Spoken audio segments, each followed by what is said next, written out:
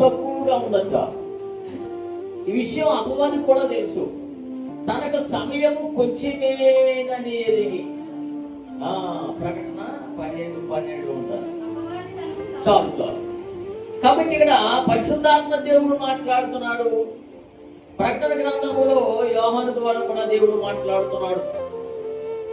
ఈ లోకానికి ఇచ్చిన సమయము, మనకిచ్చిన సమయము, అపవాది ఉన్న సమయము టోటల్ గా చాలా తక్కువగా ఉంది. ఈ కొంచెము కాలాన్ని మనం నిజమైన విశ్వాసులు సద్వినియోగం చేసుకోవాలి. గత కాలం అంతా ఏదోలా బతికేసాము, ఏదోలా జీవించాము, నచ్చినట్టు నచ్చినట్టు మన విశ్వాస జీవితాన్ని కొనసాగించాము. కానీ ముందు మాత్రం అలా కాకుండా మన జీవితాన్ని సరి చేసుకోవాలి, మన భక్తి జీవితాన్ని కట్టుకోవాలి, దేవుని యొక్క రాకడ కొరకు సిద్ధపడాలి.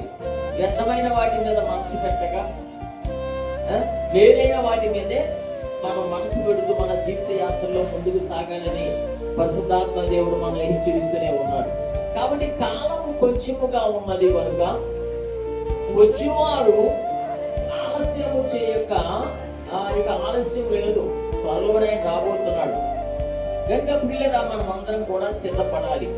అయితే ఒక భక్తుడు దేవునికి ఇష్టడుగా జీవించాలి అంటే